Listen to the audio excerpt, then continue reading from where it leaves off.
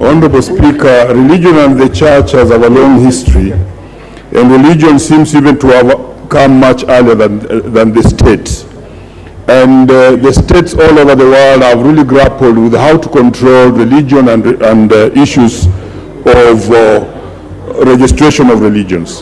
For instance, Honorable Speaker, in France it was very difficult, and even at one time Maximilian Robespierre introduced a new religion called the cult of the Supreme, just to try and defeat the church, but he was defeated. In America, it was until the 1571 that America decided to completely exclude itself from religion, so that to allow religious actions to act. Our real challenge, but before I go to our real challenge, Honorable Speaker, even Jean-Jacques Rousseau of the French Revolution, who believed that every man must be very free and freedom of everybody, still decried the extent to which religion should be given space. And he thought that governments and states must have boundaries beyond which religion must not extend. Our real challenge, Honorable Speaker, lies in the law that we have. And when you look at the law, that is our Constitution on Article 32, it gives immense powers to religions and forms of beliefs that any one person may want to believe in.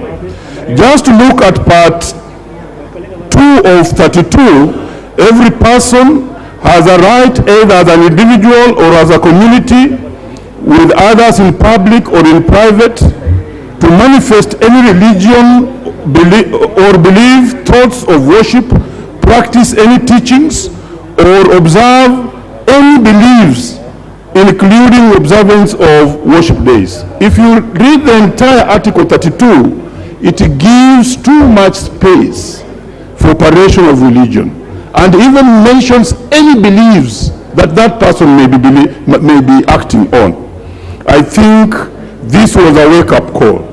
Honorable Speaker, I mourn with the people and families of Kilifi, especially the mothers and those children who died because they did not know what their fathers believed in, who have passed on because they did not know that their parents were actually believing in a religion that was going to kill them.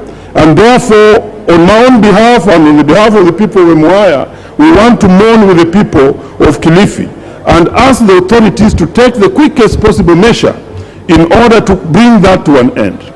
Honorable Speaker, the underlying factor will then remain: what else shall we do after dealing with the Kilifi manifest? That is, which laws can we put in place so that we can control the religions that are coming up every day in and out? One time in the 12th Parliament, a honorable member came to this Parliament with a law that was supposed to regulate religion, and every member of Parliament shied away from that particular law and allowed the matter to die a natural death. The truth is that the happening in Kilifi has now made even the religious leaders themselves. Yesterday I saw them address the state, and they said that they also think that there's need or some form of regulation to actually control which type of religion, beliefs, and practices that are coming up in this particular country. And this could be the correct chance for Parliament and those of us who can proceed to make a law so that we have some form of regulation on the religions that are upcoming. Honorable Speaker, when did the rain start beating us? Originally, religious sects and churches were registered through the advisory of the NCCK, and there was a council of churches that was actually ventilating before they qualify a church to be registered.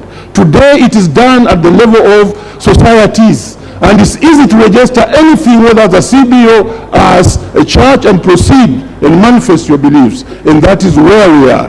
For me, this should be a wake-up call for not only the government, but even the leadership, the House, in totality, without blame game, so that we may address the issue of religious practices that are harmful to our people. Thank you, and I support. Thank you. Member for Kiamba. Thank you, Madam Speaker, for giving me this opportunity to contribute to this motion. May I state that it is very emotive issue that probably that needs some attention of the national government, so they can be able to see what is the extent. What's your point of order, member for Arieda? Thank you, Madam Speaker.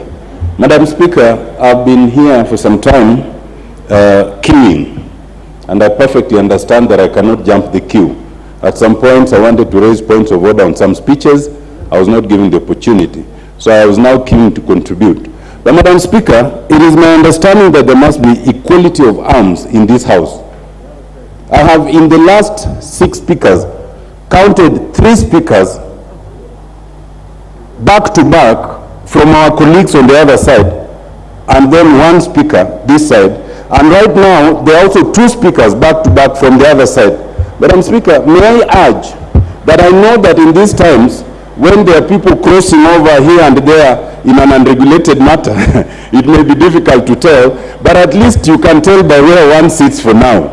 Madam Speaker, may I just urge that we catch your eye more from this side as the other side seems to catch your eye. Thank you, Madam. Order member for Arieda, I wish you would be patient, but even more importantly, I cannot even see you in the queue. Yes.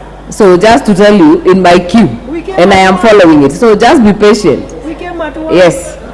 Thank you, Madam Speaker. Order members, Honorable Member Kawanjuko, please continue. Thank you, Madam Speaker, for that protection. I think he was also not on. He was not on.